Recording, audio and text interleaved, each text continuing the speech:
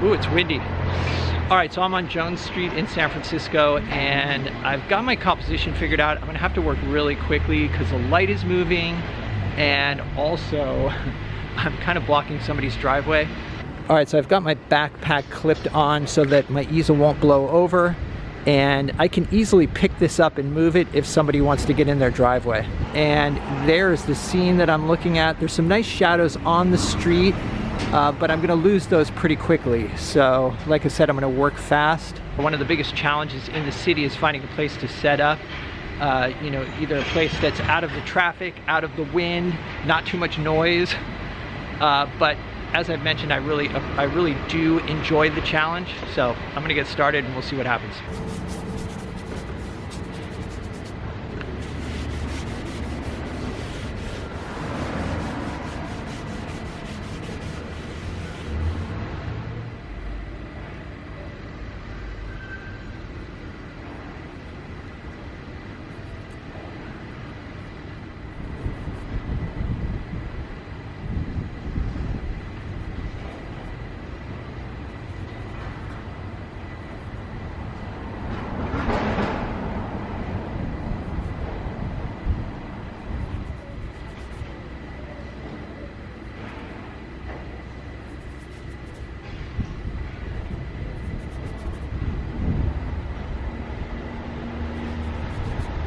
Okay, so here is the composition. I'm going to be using the trees as the dark portions, kind of to anchor the composition, and then also the shadows that are on the street. There's some pretty strong shadows on the trees as well. And then there are a few shadows on the sidewalk over here. And I may artificially put the lower portion in shadow, I'm not sure. There's a lot of light on this sidewalk, and I don't want to draw too much attention here. I want the eye to go up the street. So we'll see. I may end up carrying this shadow. There's like a cast shadow right here. I may carry that across. But like I said, kind of work that out as I go. All right, so I'm mixing up my typical dark here, which is ultramarine with a little bit of alizarin, and then thinning with some liquid.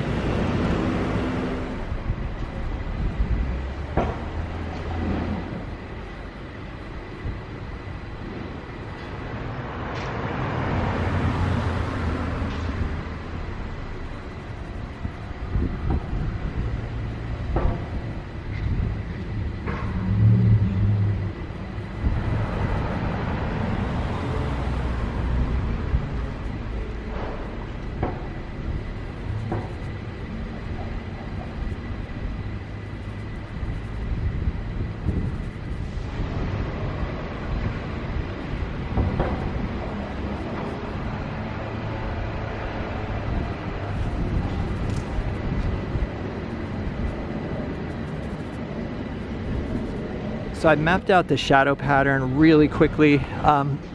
There's a tree over in this corner. It's actually lower, but I moved it up to kind of block out all the light over here, which, like I said, just kind of guides the eye up the street more. I did like how there's a little side street here, but I didn't want the eye to completely run off, so I put the edge of a building there.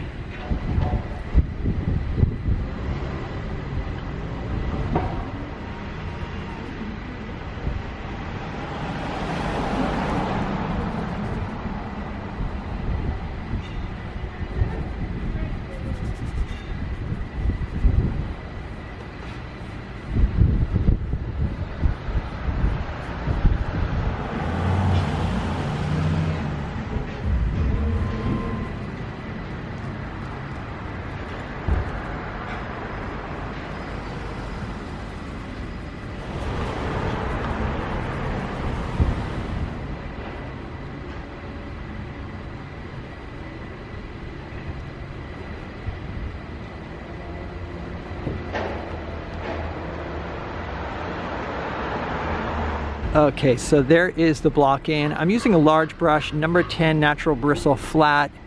You can see it's really loose. I do like the loose effect that I'm getting here. Obviously I'm gonna need a little more definition in the buildings, but I wanna keep this really simple.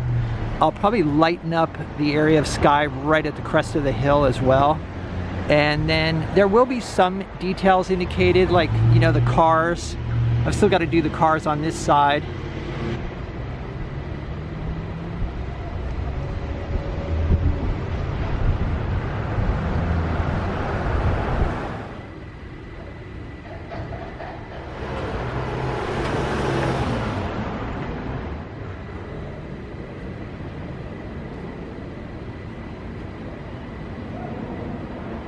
All right, using some of that cobalt teal.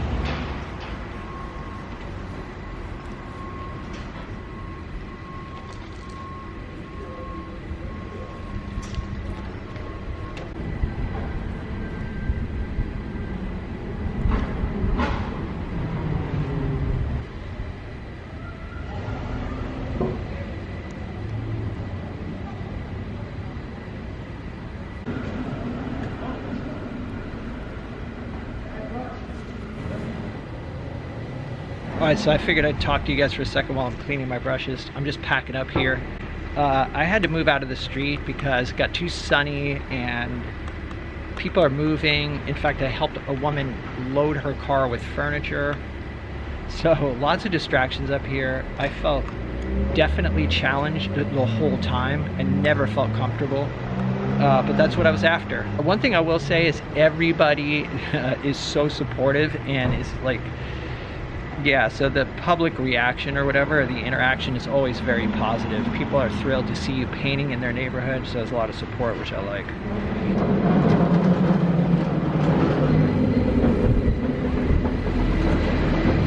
All right, so the thing that attracted me to this scene was the light on the road here and the shadow pattern of the trees.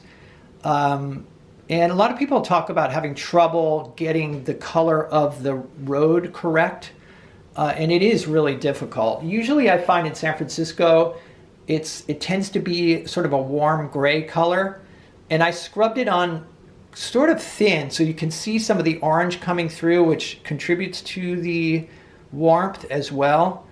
Oftentimes too, where the road is shiny or it's been worn smooth, there'll be reflected sky, so you'll see little bits of blue. There's not a lot of that in this particular painting, but there's a little bit right in this area. What else? I used a number 10 natural bristle flat. So pretty big brush, especially when I started trying to paint the cars. It was just, you know, but again, I like the effect that I get. And then I came in later with a number 8 synthetic bright, which is more of like a chisel type brush, and I kind of cleaned up the windows here and there. And I think I used it for some windshields a little bit. And then I used a number 4 liner to put highlights on the car, on the cars, just little highlights. One thing I need to fix is when I was putting it away, I got a scratch on it. That's not a big deal. It's easy to clean up. Although I will want to clean, when I clean that up, I'll want to maintain the transparency in the trees here. I do like that the tone is showing through here and there, little bits of the orange. It seems to be like just the right amount. So I'm going to be sure to leave that if I do any cleanup. The only cleanup I'm thinking is maybe a little bit more definition in the buildings right here. I don't know, this side seems okay. I want to keep it really loose. I have a tendency to overwork my cityscapes. So yeah, that's part of the reason I use the larger brush. It keeps me from getting too careful. So yeah, I'll do the minimal cleanup in here. I want to keep it as close to the original plein air experience as possible. All right, so I hope you guys enjoyed this video. As usual, let me know what you think in the comments. If you'd like to see some extra videos and help support the channel, there's a Patreon link down below. Got a bunch of other videos on there. Just did an artist profile on the French Fauves painter, Albert Marquette.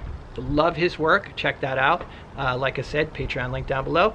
Other than that, stay creative, and I'll see you guys in the next video.